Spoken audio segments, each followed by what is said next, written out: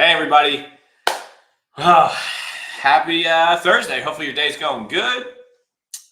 We certainly appreciate you joining us today. We're really excited about our guest speaker. He obviously goes without any introduction needed, so to speak. But as always, can't say thank you enough for your partnership. We appreciate it. We know you have choices, right? And we know it's our job to, earn your business on a day in and day out basis. Hopefully you're doing well. Crazy to think. I know we said it all last year. The year went by so fast and we're already here in February. Granted, we're only 2 months into the year, but we're off and running. The calendar's reset and here we go. Like I said, hey, we're really excited about today. Barry's always phenomenal in these situations. We love having him on. Obviously, Barry is somebody that is a tremendous partner in this industry and in the space. He's an advocate for everything mortgage related and what we do. He's got a tremendous history, whether it be originating himself, and then obviously a lot of people know Barry from MBS Highway and all the work that he does, whether it be on things like CNBC, a lot of the publications that he puts out, as well as some of the books that he's been an author for. When I've kind of thought about a session in the first quarter, especially February, I thought Barry would be somebody we would want to get back on for you from a value perspective and have him come on and share some of his thoughts, right? He's somebody I hold in high regard. There's a couple things I do every day, and MBS Highway is one of them, right? From a standpoint of seeing his message and looking at what his thoughts are in regards to, what the day looks like, the week, the month, and quarter and year will look like unfolding. So with that being said, I know Barry's backstage. Let's bring him out and let's get this thing started. What's going on, brother? How are you? Good to man. Be with you. Doing? Good to be with you. Always good to be with you, my friend. I always enjoy our conversations. I certainly, like I said in the intro, right, can't appreciate you doing this enough. I know we're trying to bring value to our business partners through this. And I think this is probably the third time you've done this with us. So tremendously appreciate your support and being willing to come on and have a conversation with us.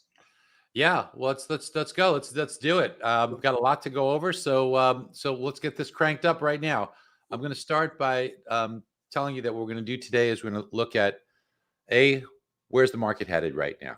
What can you expect in real estate? What can you expect from inflation, the Fed? What can you expect for interest rates on mortgages? We'll take a look back at 2023. We'll look forward to 2024 and give you the things that you need to be looking at and what you can expect to plan your year out. But we're also going to share with you some great techniques on how to take advantage of this. We're going to talk about solving instead of selling today, because that's key. So listen, I'm going to show some statistics here that are going to be mind-boggling. First thing I want to say is before we begin, you really have to stay focused. I'm going to take you places nobody else will take you. The media doesn't understand this stuff. Heck, the Fed doesn't even understand this stuff. And the vast majority of economists, if they understand it, they're not going to be able to explain it. I will explain it to you in a way that I promise you will understand it, but not just understand it so that you can teach it as well. Only problem is that it requires you to be focused. If you're messing around with this thing, we know it's going off, right? And your emails are going off. So if you're going to do this half-assed, you might as well hang up now, because it's not going to make sense to you. But if you stay engaged and you let the world turn without you for just a little bit, it'll be there, I promise you, when you get back.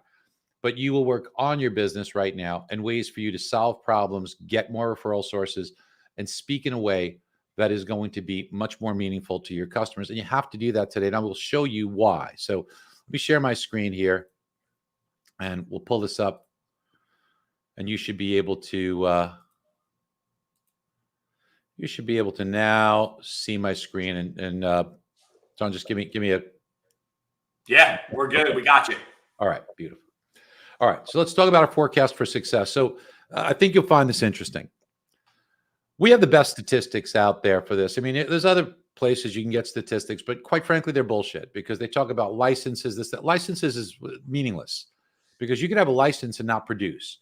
You also could be working at a bank or a credit union and you don't need a license. So it's very highly unreliable, but we have the most reliable data because we've spent millions and millions of dollars and made acquisitions. We know the LO population and the real estate population because we do it by transaction. And when we do it by transaction, it is the most meaningful way to do it. So the 2023 LO population, as defined by, you have at least one closed loan in 2023. I don't care if you have a license and didn't close loans. We're not counting you. You have to have a closed loan in 2023.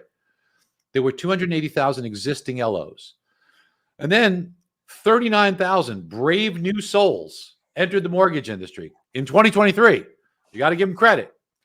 That made a total of 319,000. Anybody want to kind of take a guess how many are left? Do you want to put it in the chat window? Yeah, you can certainly put that in the comments down below. You can submit questions. You put comments in. I'll throw a guess out there. I don't know, 250. All right. Well, how about this? 123,000 Wow. that are still active. Now, here's the definition that we have for still active. The definition we have for still active is either closed one loan in the past 90 days or more. So, look, if you didn't close a loan in the last 90 days, you're not in the business. Okay, so you might still have a license, but you're not doing anything. So you're either you're out of the business officially, or you're out of the business and you just don't know it yet. So there's 123,000 active originators right now. That's an attrition level of 61%. 61%. Incredible.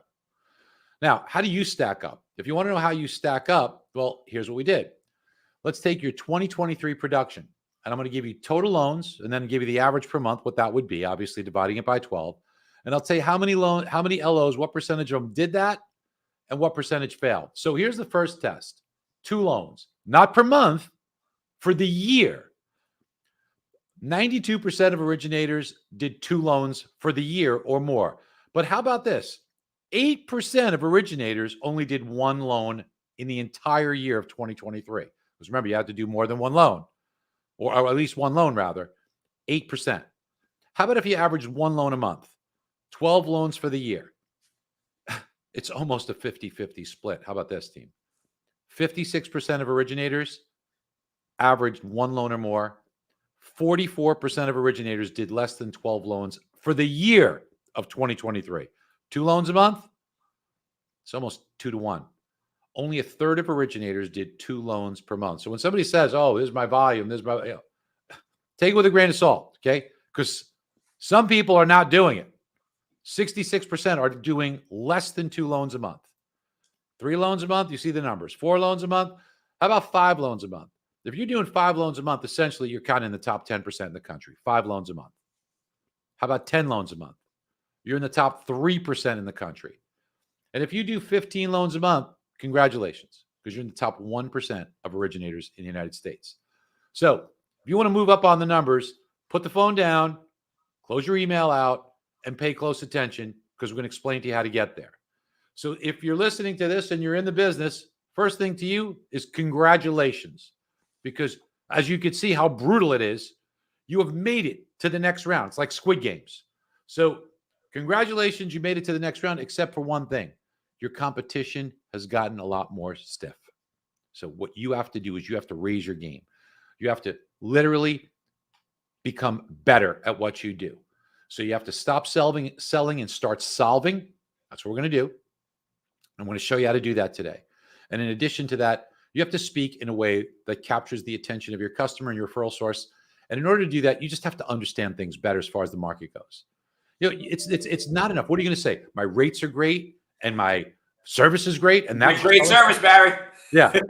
Is that your selling proposition? What's your competition going to say? Yeah, my rates are pretty good, but my service kind of sucks. But still use me. No, that's everybody's rates are great. Everybody's service is great. Everybody's going to get it done fast. That is not going to get you anywhere. So stop that.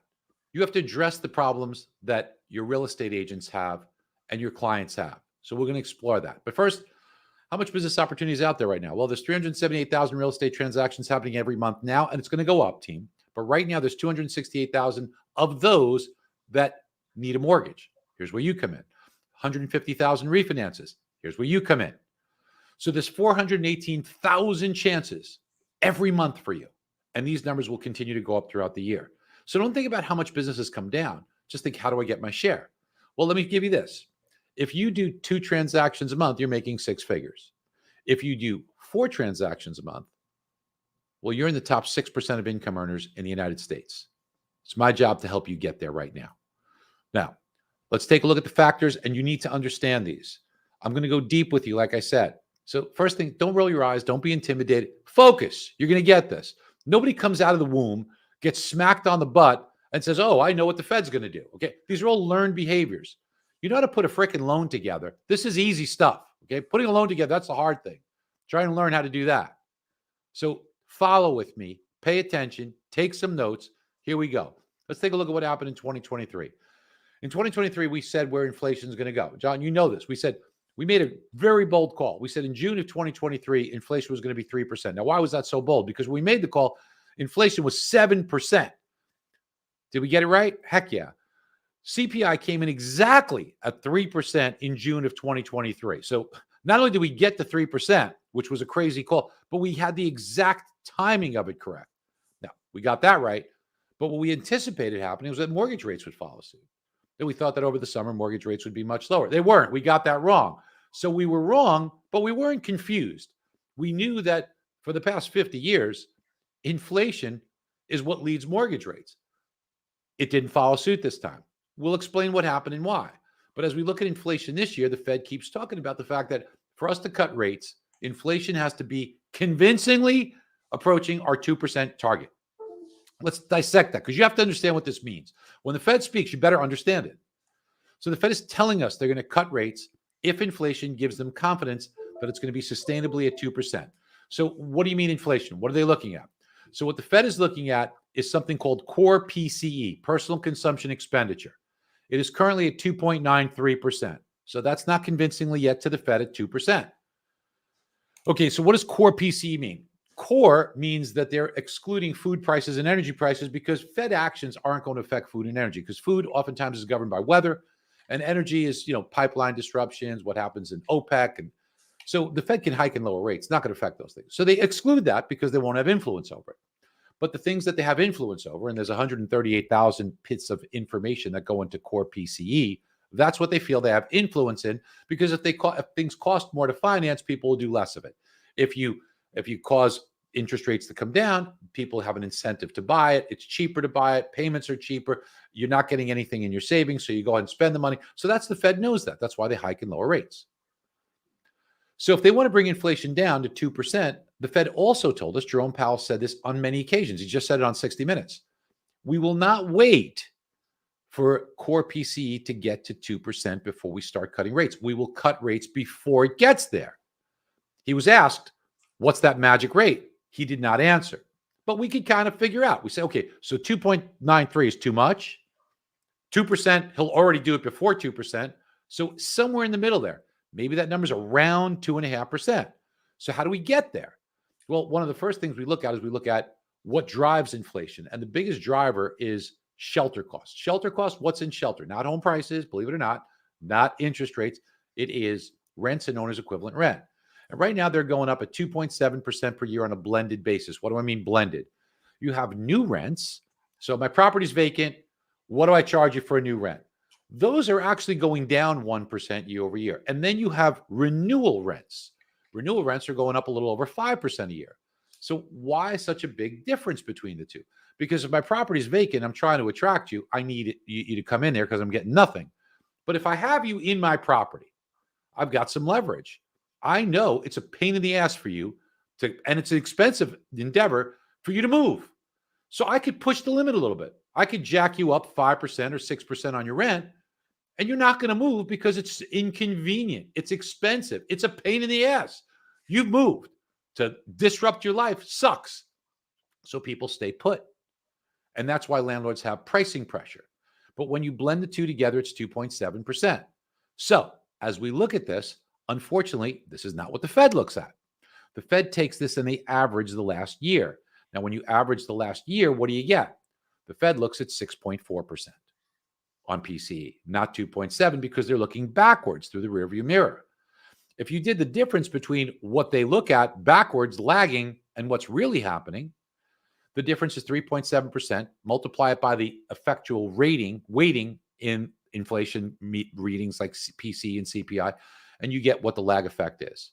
As you can see, we're approaching this level of 2.15%. If you would, that's where we are right now, really. But these numbers will come down, and I'll show you how. Now, if you take a look at the last 3 months, the last 6 months, they're under 2% if you annualize it. If you look even at the last 8 months, it's 2.08%. So in other words, if you take the last 8 months readings and then say, okay, if we took the last 8 months and stretched it out over a year, it would be 2.8%. If you take the core PCE, it's already at 1.85% for the last 6 months. It's below the Fed's reading. So when you hear the Fed saying, yeah, on a 6-month basis, we already know we're there, but we want to be convinced. I mean, geez, how much more convincing do you need? You're already for 8 months. So we're close. Now let's do the math on how we get there. So the Fed's at 2.93. I want to show you how to handicap this. It's important that you understand this. We get inflation readings every month. The next one we get will be for January's reading. We don't get that until the 29th of February. You can see the lag there too to get the data.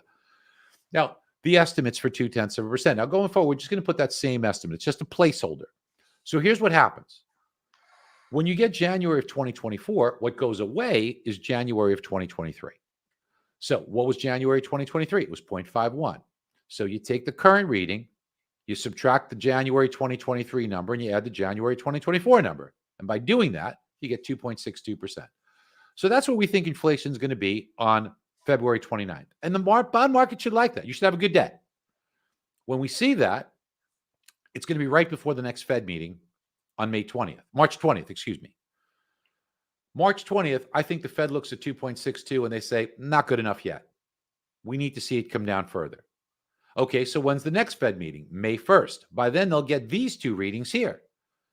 And by that time, I think when you see that inflation reading doing the same math at 2.3%, by May 1st, you're going to get a green light from the Fed and they're going to cut rates. That should be your first Fed rate cut. And then after that, you see it comes down further. Now, when we look at what the odds makers say, look, if you're going to bet the Super Bowl this weekend, those odd makers, they're pretty good. Well, they do the same thing for the Fed. And they're feeling the same way we do.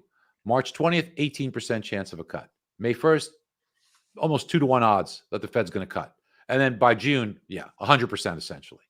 So what the odds makers are doing and saying here, you see what's going into it. This is the methodology. This is the mathematics that go into it, folks. So now you understand what makes this up. And that's the beauty of it. That's what makes you smarter than your competition. Now let's get into the mind of the Fed. So the Fed gives us clues. They do something called a dot plot. There's 19 Fed members. Each of them anonymously puts a dot where they think interest rates will be. And here's the 2023 column, 2024 column, 2025, 2026. Now in 2023, they all finished the year agreeing that the rate's going to be between 5.25% and 5.5%. And that's where we are on the Fed funds rate. But what about for this year, 2024? What they have told us is that Tooth said no Fed rate cuts. Okay. Then you got one that says one Fed rate cut, and 5 people that say 2 rate cuts, 7 people say 3 rate cuts, 4 say 4 rate cuts, 1 says 6 rate cuts. So this is where they are. So when the media says, okay, the Fed's told us 3 rate cuts this year, well, 7 of them said that. But that's kind of the sweet spot. So you can see why they kind of lump it together. But I want you to think about this. Here's where they are for 2024 in their forecast, but here's where they are for 2025. You notice something? And 2026, you notice something again? Look at that. So what is this telling you? Compared to 2023, rates will be lower this year, lower again next year, and lower again the year after. So you're going to have this year a lot of people that will need to be refinanced. Next year, you will have another batch, and the year after, another batch. So business is going to get good. So when I say congratulations, you survived, the hard work is done. This is the hard work. You're in for much better times ahead for the next few years. So you have to raise your game today. Now, what it also tells you is that your customers are going to be looking at this. They're going to say, well, boy, rates are coming down. Maybe I should wait. I'll get to that in a minute. Fed also tells us where they think the unemployment rate is going to be. And this is really important, folks. It's really important. There's 19 Fed members. 3 think the unemployment rate in 2024 will stay between 3.8 and 3.9. 9 Fed members see 4 to 4.1. And that means that 12 of the 19 Fed members think it's going to be below 4.2%. Well, the Congressional Budget Office just came out with today their forecast for 2024. They see the unemployment rate at 4.4%. Heck, that means that of all the Fed members, right, all the Fed members, 12 of them think that it stays below 4.2. And 17 think it stays below 4.3. So if it comes out at 4.4, they got a lot of rethinking in their models to do, which means that they have to go down faster and get more aggressive. So watch 4.2% on the unemployment rate, team. 4.2% on the unemployment rate means that 12 of the 19 Fed members are going to have to rethink their forecast. And that's these 12 members here.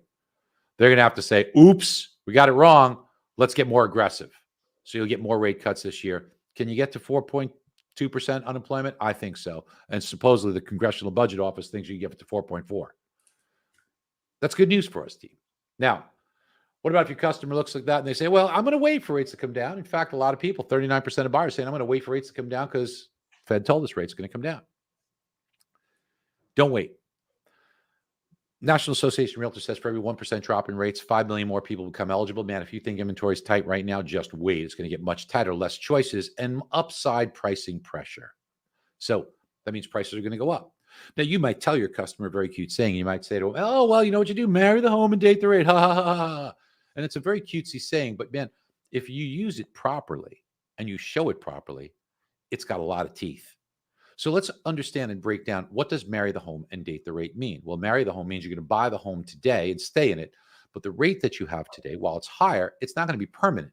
You will swap that. So you'll date this rate, 6 3/4 or so, and swap it for another one. But without evaluating it for the customer, it's just a cutesy saying. So let's do it right. If you're my customer, here's what I would show you and say to you. Okay, so say the rate today is 6 3/4, and let's take a look at 5 3/4 a year from now. So if you were to do that, there's a cost to date the rate. Dating the rate is expensive. You're paying 1% more for a year. So that means your payment is going to be $258 a month more for a year, or roughly $3,100 more. And then add to that the cost of refinancing. That's going to be $4,000. It's like $7,000 to date the rate. But let's remember, marrying the home has its advantages too. Since we have the appreciation levels forecast for every single zip code, historical for every year for the last 63 years, and the forecast going forward, we know that this property is forecasted to go up in this zip code 4.24%. So we got to think about that. So first, let's talk about the cost of dating the rate. The cost of dating the rate is the payment difference that I just explained to you, plus the cost to refinance it, is $7,000, let's call it $7,100. Man, it's an expensive date.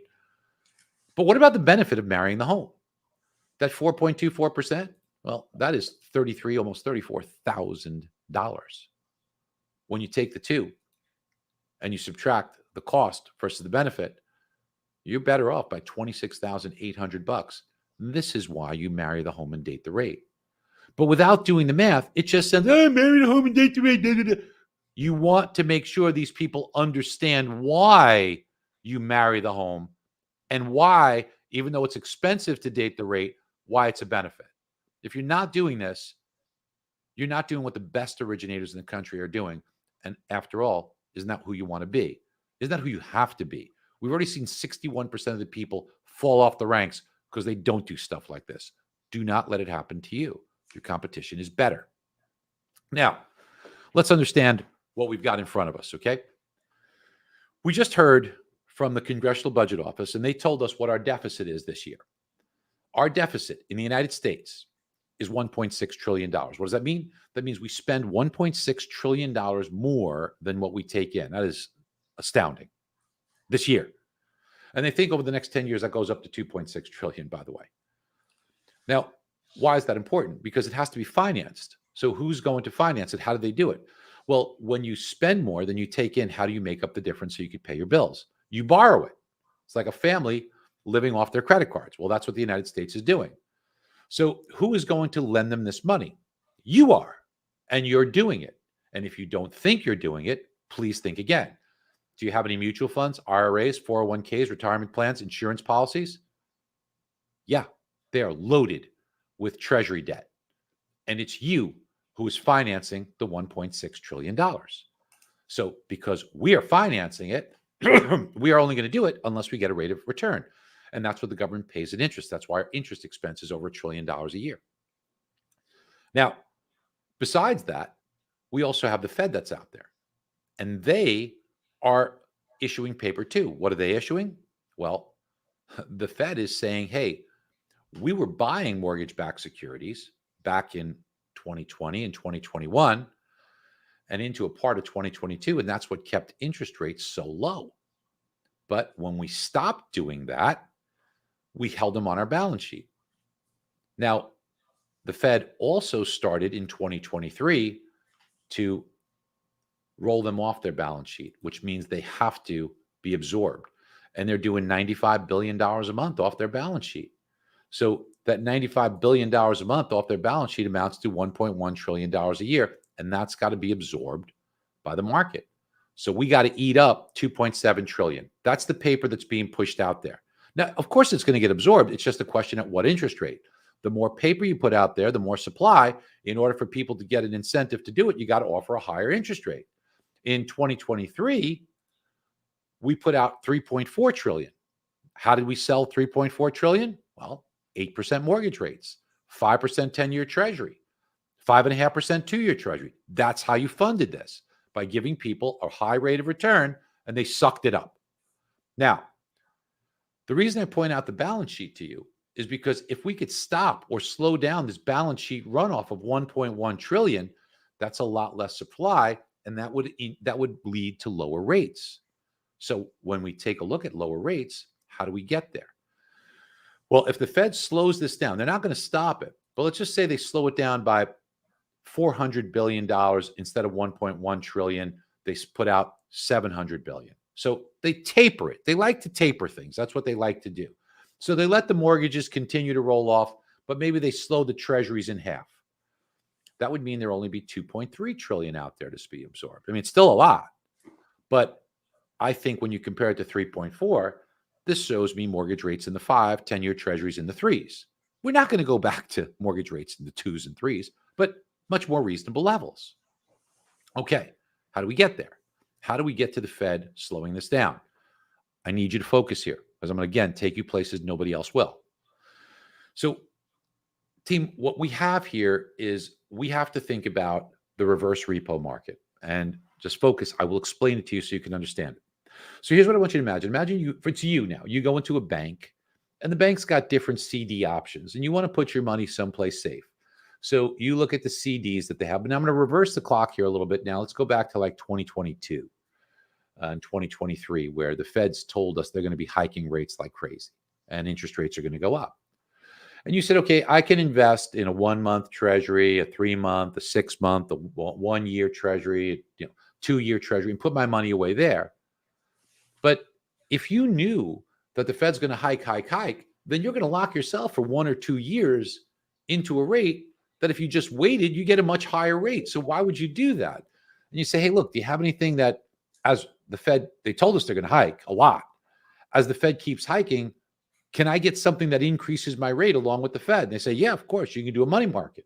And every time the Fed hikes rates, you instantly get that benefit. Well, you say, geez, I want that one. There's something like that for banks. Banks who have millions and millions and billions of dollars that they invest, they didn't want to buy treasuries. And that's why treasuries went up so much. Because as they were going up, banks said, I don't want to do that. So where do they put it? They put it in something called a reverse repo. And that was tough for Janet Yellen and the Treasury, because as we were trying to sell treasuries, the banks weren't buying them. Banks were putting it in reverse repos, which was like a money market, which was smart to do. But meanwhile, they had to keep offering higher and higher yields for us to eat up the treasuries.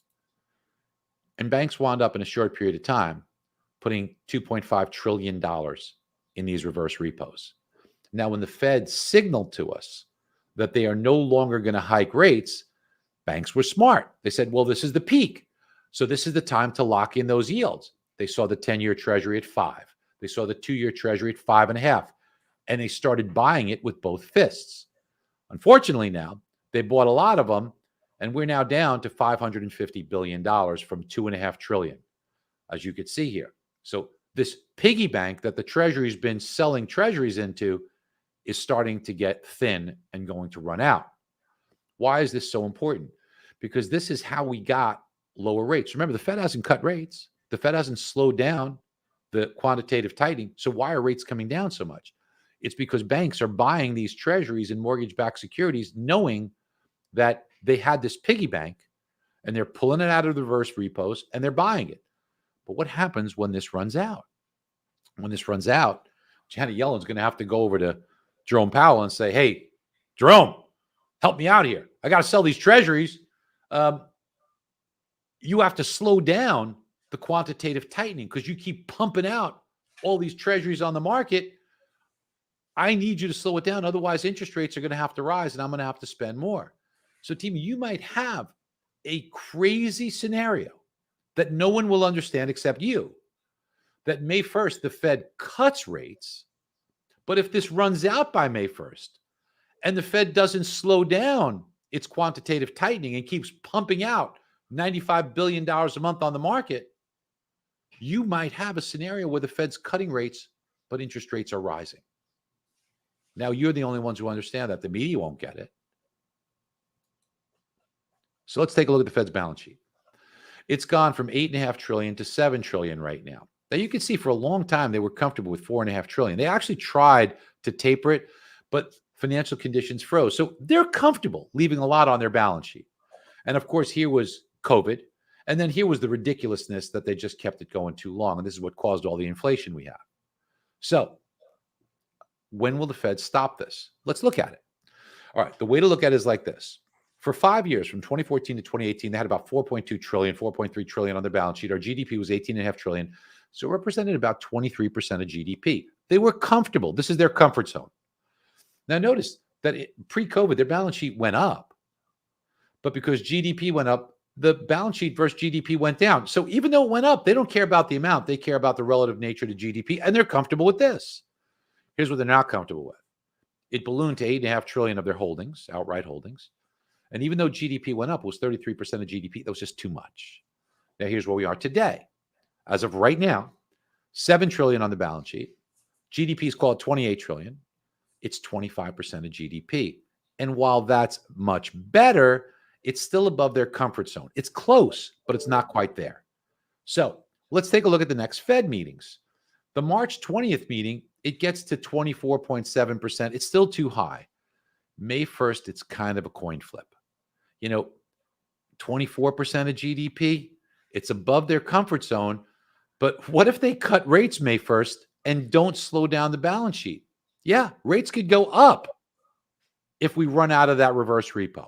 So we have three levers here. It's the Fed. What are they going to do with rates? The Fed, what are they going to do with the balance sheet? And how much is left, if any, on the reverse repos? Because if we run out of reverse repos and the Fed's still reducing their balance sheet, even if they're cutting, rates could go up. Now, I think by June, as you can see, we get back to the comfort zone. Now we're back in their area where I think they could live with it. So I think the second half of this year, you're going to start to see some really good stuff. Fed's cutting rates, we know that. But the Fed's also slowing down and tapering the balance sheet. So even without the piggy bank of the reverse repos, rates should come down, especially with inflation coming down. So it's good news for us. But it's a rocky road ahead. You need to be able to navigate it. So where do we see mortgage rates? Well, first of all, let's own what we did in 2023, because we said that in 2023, they'd start to decline in May and come down over the summer. Did not happen. So we own that. We were wrong, but we were not confused. We knew exactly what we were saying because we knew inflation was coming down. So why did rates not follow inflation? Well, here's why. It comes back to supply and demand. When we made our prediction in January 2023, what we did not see was this crazy debt limit ceiling being raised. And we took the debt ceiling and we increased it by $2 trillion in 4 months. And that's both sides. I'm not going to get political here. It was the Biden administration and Janet Yellen, along with Kevin McCarthy. And when they did that, we pumped out $2 trillion in paper. You can see the headlines. The markets braced for a deluge of paper after the debt deal, and that was June 5th. Now, we couldn't see that in January, but rates started to rise exactly with this. Rates were coming down right before that, but this caused a U-turn in the direction of rates. Now, the hits kept coming because we got our credit rating downgraded by Fitch. So just like a customer, when your credit rating drops, your rates go up. And that's what we experienced, Steve. And here's the thing we have to think about, okay, is that it took our country 200 years to add $2 trillion in debt, but the folks in charge, they did it in 4 months. So pretty big jump. And yes, we did not see that coming. So yes, we got that wrong.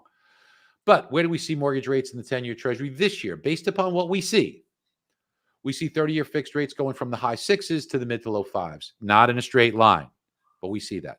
Should unlock a lot of move up buyers. The 10-year Treasury, we think the highs are around 4.25 or there, but rates should trend on the 10-year Treasury towards 3%. And if we get the spreads to shrink a little bit back to normal, that'll help us too. So how do you make more money right now? How do you gain market share and solve the problems? I've got a low rate. I want to buy the home. I need that home, but to go to a higher rate costs me more, and hesitancy to pay over ask, waiting for rates. So let's do all of it. Here we go. And also all the negativity about housing. I'm going to go fast. Take notes.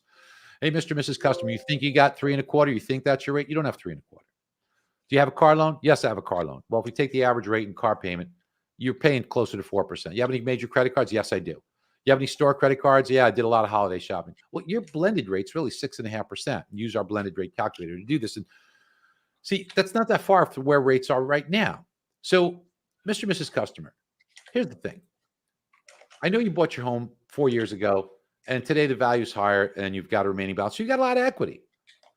Thing of it is that I know I called you 2 years ago, and I called you to say, hey, let's save some rate. You did it. I put you in 3.25. You got 28 years left, and your PI-TI payment is good. Your LTV is good. And clearly it doesn't make sense to go to a rate and term refinance at 6.75 and then pay $3,000 in closing. It would seem absurd. But however, do you have debt? Oh, sure I do, Barry. I've got, installment debt. I got revolving debt. Your total payment's $57.39 a month, and your LTV is low at 55. So let's examine this here. So right now, if I did just a rate and term, it would be insane. You'd pay $738 a month more than you're paying now. It'd be silly to do it, right? But you got $132,000 in tappable equity. That's how much cash you could have. What if we used some of this and wiped out your debt? What would that do to your monthly payment? Well, by wiping out these payments, you would be going from a total overall payment that you have now of $57.39, which includes your car payment of $1,000 and your revolving debt of $2,000. You would wind up saving $1,693, call it $1,700 a month. And while that's great cash, what if we did this? What if we applied it towards principal? You see, every time you've done a refinance in the past, one of the common questions, or it could be a minor objection, but the customer says, yeah, but the only problem is I'm starting from 30 years all over again. You remember? Well, this is the opposite. No, Mr. and Mrs. Customer, you're not going to start from 30 years again. You're going to go from the remaining 28 years that you have, and I'm going to take it and I'm going to shave it to a 12-year mortgage. Wow, a 12-year mortgage? Yeah, you'd be done in 12 years. And here's what it looks like. You're going to save 16 years and 4 months from your current situation, or 196 payments. And by doing it this way, here's what it looks like. We take your 362 mortgage plus all your debts, we roll it into the new mortgage, and we include the closing costs. 5 years from now, you guaranteed will be $61,000 better off because your remaining balance on your mortgage, and yes, you will have paid off the car loan, so all you have left is the revolving debt that doesn't go away. You'd owe $376, but if you do this with me, all you have is one debt, and because it's a 12-year mortgage, it drops to $315 5 years from now versus $376. This is a guaranteed savings. It's a tax-free savings of $61,000 in 5 years. Now, if that sounds good, just wait, because in 10 years, the numbers get better. Remember, the revolving debt doesn't go away. You've paid down more of your mortgage here, but look how much you paid down on the new mortgage. You will save a guaranteed and tax-free almost $220,000, all with the same payment. Remember, your monthly payment's the same here, and it's the same here. This gives you $219,000 in savings. Now, where do we go from here? Well, 12 years from now, when the mortgage is paid off, you will have a guaranteed and tax-free benefit of $304,000 because you will owe nothing. Now, remember that 3.25 mortgage that you love so much? Yeah, if you leave it alone, you're going to have to love it a lot more because you're going to be keeping it for another 196 payments worth. Before you drop the mic, as good as this sounds, it gets better. How's it get better? Because this is where you start saving 196 payments of principal and interest because you still got to pay taxes and insurance, and you're revolving. The total is $717,000 all in, and your consolidated revolving debt doesn't go away. So now you can drop the mic because you will save this family $774,000. And that's why you want to do a debt consolidation even at a higher rate today. So the 3.25 rate, when you all in, you're paying close to that right now. But if you do it smarter, you get wealth. Here's my plan for you. If you got anything better to do, I saw what the numbers are. I know what your numbers are, okay, for many of you. I know that 2/3 of you don't do 2 loans a month. So you got a little time. So when you have a little time, here's what you do. You call your past clients. When you call your past clients, here's what by the way, it's a great call. They know you, they love you, they like you. Everything's good. They're going to take your call. Mr. and Mrs. Client, last time we spoke, we saved rate, and that was great. But this time, we're not going to save rate, but let's try to save years and create wealth. Well, that sounds pretty compelling. They're going to listen to you. And when you do that, people will then go through the plan. Now, of course, it depends. If they have no debt, well, Mr. and Mrs. Client doesn't work for you. But if they have debt, put them through the tool. If you call 5 past clients a day, that's 25 a week. How long did it take you? Half an hour a day. Again, you have anything better to do? Half an hour a day. At the end of 25 calls, how many are you going to get? You're going to get 25? No. Could you get one? Hell yeah. How much is that? That's $4,000.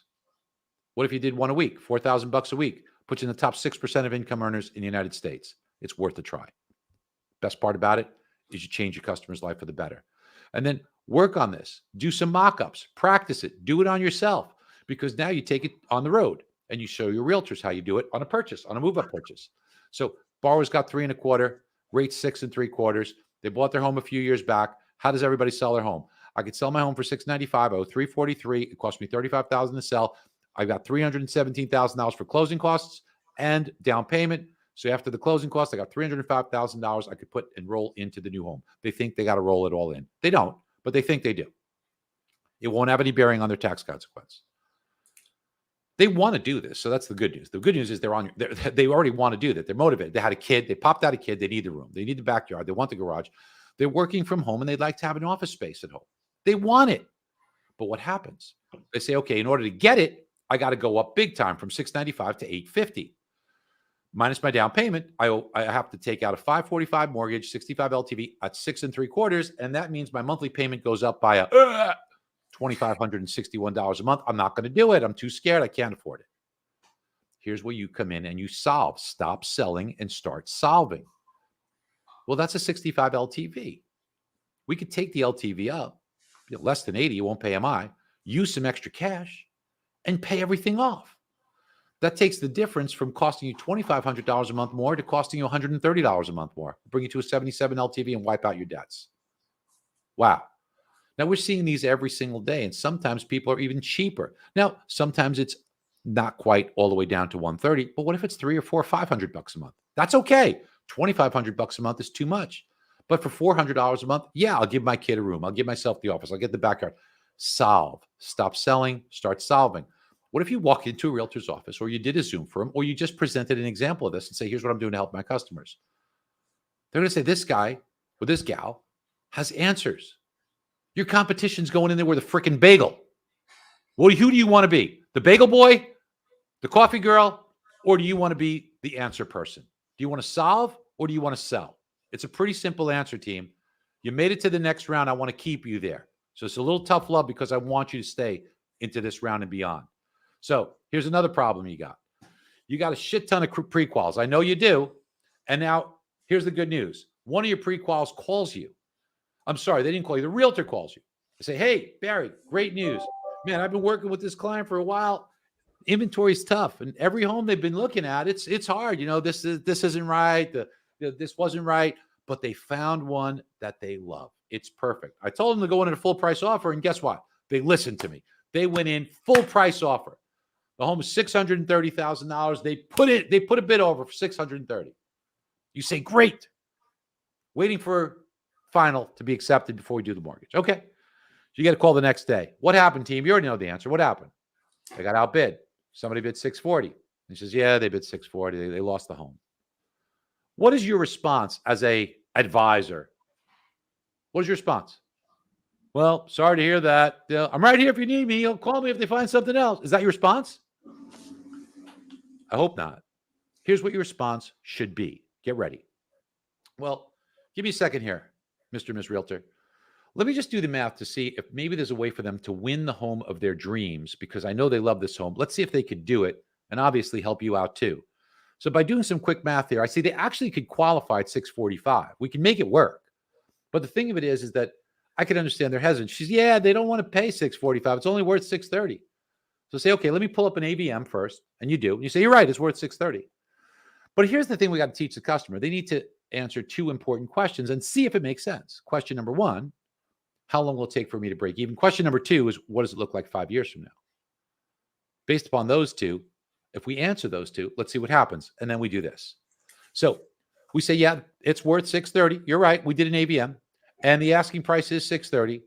But in order to win this home and get it, they got to go to 645 and they don't want to do it. So first things first is, first question is, how long is it going to take for me to break even?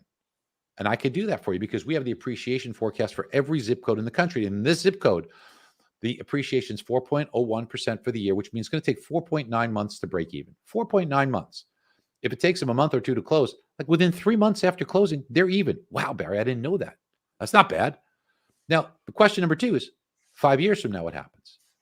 5 years from now, we know the average annual forecast in this zip code per year is 4.28%, which is right in line with the 4.5% per year that we've been seeing historically for the last 63 years. So here's what we do. If you take that forecast of 4.28% per year, you compound it annually over the 5 years, we can tell you what the value is. Now, it's going to be hard for you to do it in your head. Could you do it in your head? No. Can't tell me 4.28% on $630,000 value compounded per year for 5 years in your head easily. No. Your realtor is not going to do it either, and neither is your client, which is why Albert Einstein called it the eighth wonder of the world, compound interest. So that's why you have to show it to them. And when you do, you could show them that the value of the home would be $783,000. Yes. 630 value based upon 4.28% compounded annual for 5 years is 783 value 5 years from now. Now they paid 645, not 630. So 783 minus 645 is a profit of $138,000. And I bet you they didn't see that coming. When they see it, what do they say? Wow, maybe I should bid 645 and finally get the home of my dreams. They want it. Just let them have it. Now, let me take you on the journey, Mr. and Mrs. Client. You start off here, 15,000 under, but 4.9 months from now, you break even. And this is where your appreciation goes with the forecast all the way through to 5 years. Co-brand it with your realtor, make them look like a hero. It's a beautiful piece. And if you go on our Facebook page, you see tons of these. Hey, recently had a client debating about bidding over what they thought the home was valued at. And of course, they don't want to do that, right? So using the bid over ask tool, I was able to show the client they'd break even in just 4.6 months on what they indicated was a forever home, along with the value just after 5 years. After they saw this and chatted with me over the phone about it, they called their realtor and inked the deal. Team, this is what you need to do. This is what a winning formula is. I'm giving you the playbook to win. What you do with it from here is up to you. Now, people are going to say they should rent versus own, right? So, okay. $500,000 home, $450 mortgage, 7% rate, but they're going to live there for 9 years. Now, you know that buying, while it has its advantages, it also has disadvantages. Let's tell them the disadvantages. What are they? Well, your taxes could go up, repair costs that if you're renting a landlord would pay, and the cost to sell, which you don't have as a renter. Factor all that in.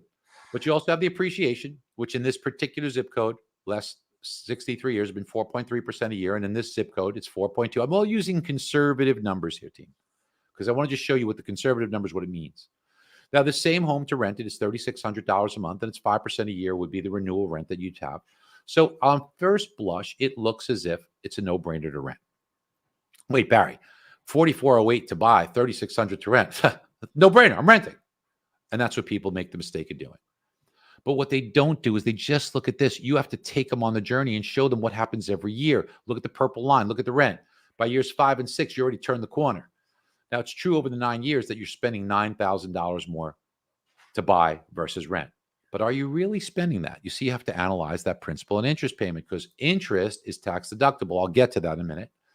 But the principal is an easy one. The principal is not a cost. It is your own money. And you can see that goes up every single month along the line. So this is a forced savings account. It's not a cost. The money that you put in your savings bank, is that a cost to you? Or is that money you're saving?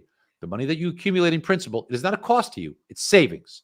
So it cuts in half the difference in the beginning, but then it gets much bigger. After 1 year, it's $4,500. But look at it after 9 years. It's $55,000. So $55,000 forced saving that's guaranteed, by the way, versus the $9,000 you spent more to buy versus rent in initial cash flow, you're still better off by $46,000. And that 4.2%, that makes the $500,000 home worth $725,000. That's right, $225,000 gain. Now, yes, it's true. You have to pay 6% of that to sell it. So let's figure that in.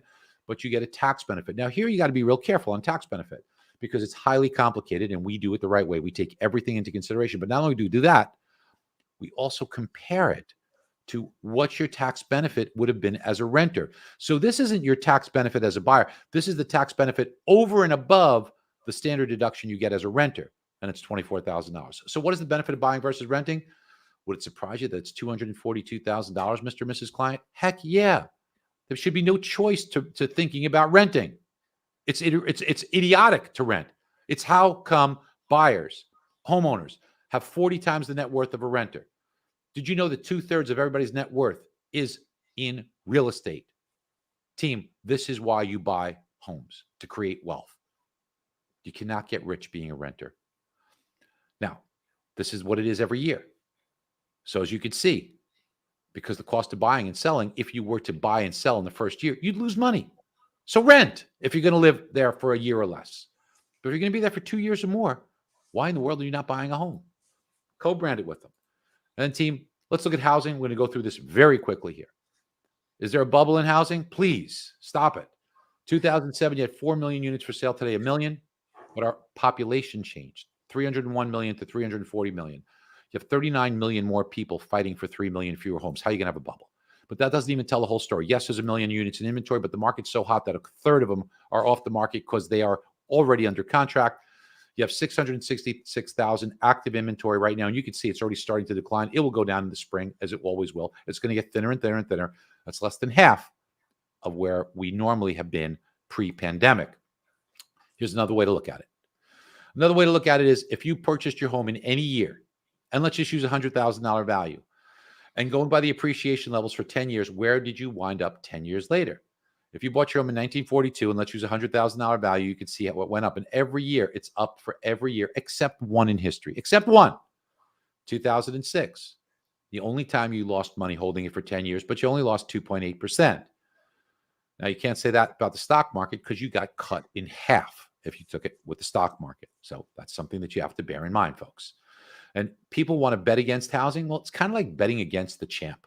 So if you want to bet against the champ, here's what happens here. Take a look here and you see home values for the last 75 years. 75 years. What happened with home values? 75 years. I'm sorry, 81 years. Pardon me, 81 years. 75 of them were green. They went up. 6 years they went down. But it's concentrated here. People think because it went up here a lot, it's going to be a crash. It went up a lot more here. Here it went up 118% in 6 years. 118% in 6 years. If you waited for a crash after that, you have to wait 59 years. Okay. Plus, you missed out double digits. Here went up 93% in 6 years. But everybody's worried about this. But this came along with 4 million units in inventory, much less population. It came along with household formations that were much lower. Builders pumping out 2 million homes a year. Today, they do less than 1.5 million. And look at the household formations. There's more demand than supply today. That's why home values continue to rise. They fell here because the builders were putting up too much and the population of household formations was not keeping pace. And of course, what type of loans are being done here? No income, no asset, no job, fog up a mirror, you're approved. We don't have that today. Now, what's our forecast? Well, I'm very proud of our 2023 forecast. We said 6.8%, it's coming in at 6.4%. I'd say call that a bullseye. And why is this so important? Because when we said 6.8%, everybody disagreed with us and thought there was going to be a 30% crash, 25% crash in 2023, especially when mortgage rates were rising. We said 6.8, came in at 6.4. We've gotten a lot of great accolades of late. This one, housing is a lot stronger than anybody would have thought, other than Barry Habib. Let me tell you what our forecasts are for this year. I think if you pencil in 5%, you're going to be right on the money. And that's nationwide, as you can see. But transactions are going to go up 15 to 20%. So you'll have a lot more opportunity out there. Let me give you a couple of more quick points. So 5%, is that meaningful? Well, 5% on a $500,000 purchase price with 10% down means you're investing $50,000. So that means you'd make $25,000 profit. That's 5%. $25,000 profit on a $50,000 investment is a 50% rate of return. Remember that. Now, how about how bad affordability is? Everybody says affordability is so bad. Yeah, it's bad, but it's not that bad and it's getting better. Let me show you why. In 2021, let's use some easy numbers. 2.875 mortgage on 240,000 gave you, this is a nice round number, $1,000 a month. Since that's P&I, your monthly income was about $4,000. So using these round numbers, so let's take it through to this year. Mortgage rates much higher, 6.875, and property values are up, so you got to borrow more money. So now your payment's $1,800 a month more. So big jump, of course, right? So I see that. But $1,800 a month more, that's an 80% rise or $800 a month. So people think your income's got to go up 80%. It does not. It's got to go up 20% to offset it. And they've already gone up 15%. And with rates coming down and incomes going up this year, you will essentially wipe out this differential, team. So you can almost make the case that by the end of this year, it'll likely be the same or more affordable than it was in 2021 to buy a home. And you saw what the real estate market did then. So I think you're going to be in good shape. Something you may want to do is capture this QR code, because if the market's going to get better, you want to have an avenue to tell people, yes, social media is important, but mainstream media is important too. Why not have a show that you can do? Now, I do the lead on this. I don't have anything to do with them financially, but they have me do the opening for the show. And then it goes to everybody with their local markets. And I talk to these people and they're crushing it. They're doing extraordinarily well because they highlight their realtor. So the realtor sends them business. They highlight the realtor's listing. So the realtor definitely sends them business.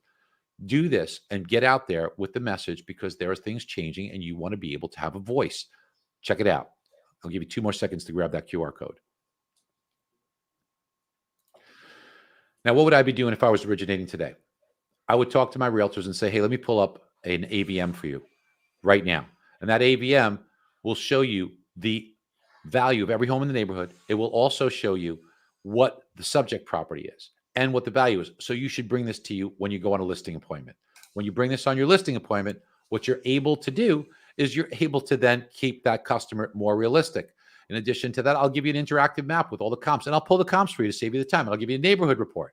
You should show this to every potential listing. You should use it to show a prospective buyer. It should be sitting in every open house. Look, I'll also give you a real estate report card that you could use on social media. Again, have it on your open house. Show it, because what this will show you is that you know what you're talking about. You'll see appreciation on that home of what it will be in the future, what it has been in the past, what incomes are, what the homes being built are for new inventory. And you'll see what the listings are as well. In the zip code, you'll see the demographics, the renter situation, everything you want to know on one page. This is what a buyer wants to know. This is what a seller needs to know. I will provide that for you and co-brand it with you.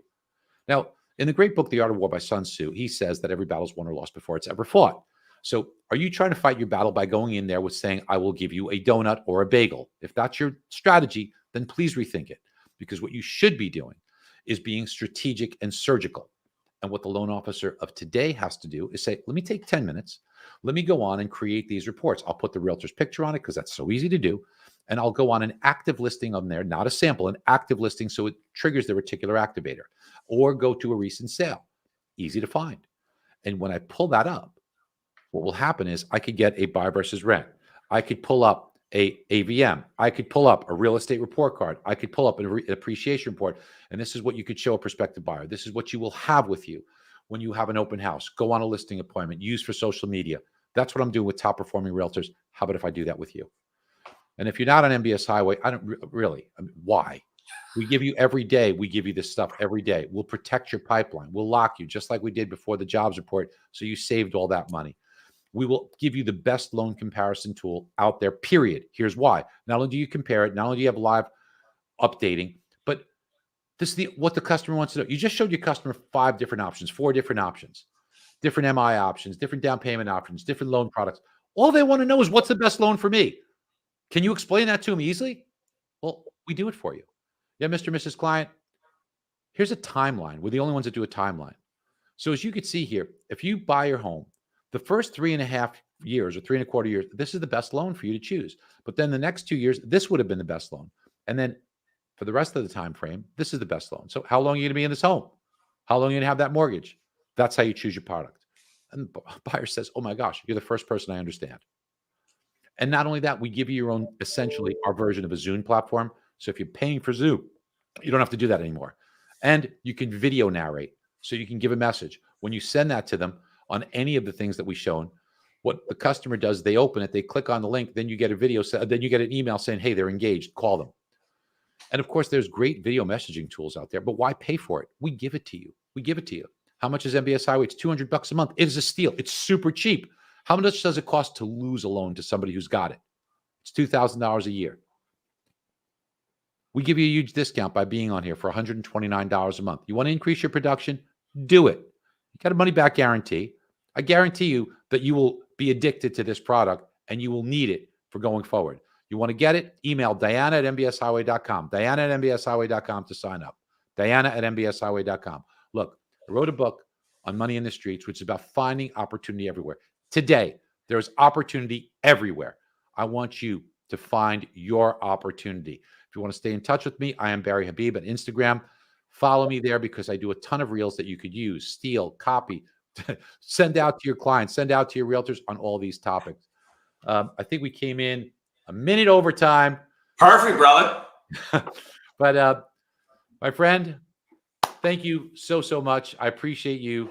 I hope that I hope this was meaningful. I've got like 2 or 3 minutes if people would like to. I think you nailed all the questions throughout the presentation, right? Somebody talked about quantitative tightening and the impact. You talked about that. Somebody talked about CPI and the reaction to that and where you're modeling it. You talked about that.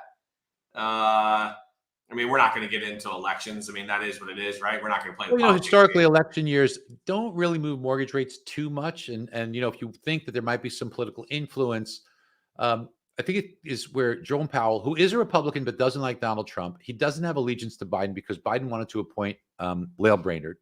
So he's kind of able to be apolitical, I think. But that said, I don't think he wants to try and influence rates too much as close to getting to the election. So if the Fed's going to cut, they've got their work to do that May, June, July meeting. So May 1st, June 12th, July 31st, I think a lot of their work needs to get done there so they can kind of let things be ahead of the election. Yeah, I mean, look, and that makes perfect sense if you think about it because they try to stay bipartisan throughout the whole thing. They don't want to see us leaning one side or the other, right? As you get closer to the election, to your point, which I think I loved that whole chart that you showed, right? In regards to the Fed meetings and what you can really think of based off of where the true inflation numbers are. Because to your point, if it's going to happen, it's probably May, June, or July. Once you get to July, you can make an argument that you're probably not looking at too much of a cut before the election after that.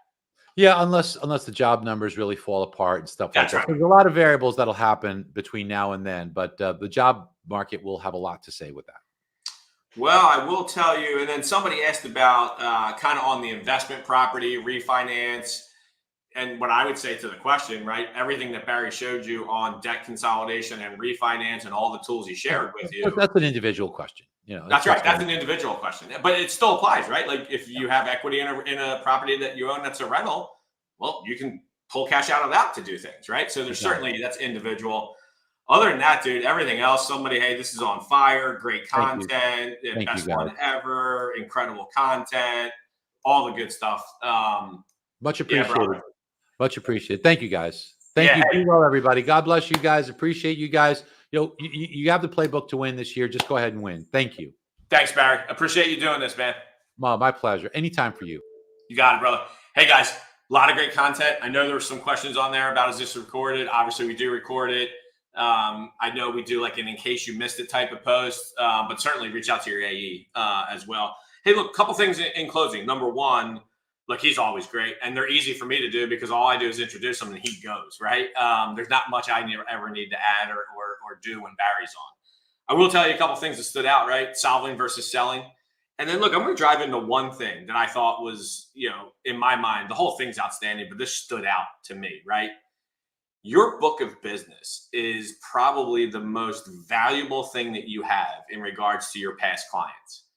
And I genuinely believe, and I've thought this for 20 plus years, it goes underutilized by you. And the slide where he was talking about something in regards to the action plan, he started walking through it, and it's 5 phone calls a day to past clients. So it's 25 calls a week. And if you get one application out of that and you do it religiously, you follow that plan, it's 4 applications in a month. Let's say, 3 out of the 4 close, right? Now you start getting into that top tier that he was talking about. But you know what else I thought about when he said that? One thing about that, you're just investing your time. There's no cost associated with that. You're not sending out, marketing materials. You're not doing a blast mail campaign. You're not paying for video content to be created. You are literally working your database of clients that I really shouldn't say are your past clients. They're your clients. If you're doing your job right and you're staying in touch with them, they're just your clients. And then he walks you through kind of the phone call, right? It's not a selling phone call. It's a touch base phone call. It's how are we doing? Like we talked about X, Y, and Z, just following up with you. So think about that. 5 phone calls a day, 25 a week leads to, let's just say 1 application a week. That's 4 applications. It goes underutilized. And the only thing you need to do is invest time. There's no financial investment in that, right? It's free from that standpoint, from dollars and cents. So think that through. It's a great session by Barry. We appreciate you joining. We have our next session in March. It's on the 7th. You can see who the guest is, Timothy Ibrahim, and it dives a lot into what we're ending with and what Barry talked about, which was the whole database, your past customers, how to reach out to them, what's the strategy, how should those calls be taking place, what should you be saying, how should you be interacting with them when you make the phone call. I'm really excited for Tim. I think it flows well with this. And as always, can't say thank you enough for joining us. We appreciate it. We appreciate your partnership. And hey, look forward to continuing to work with you. Have a great day.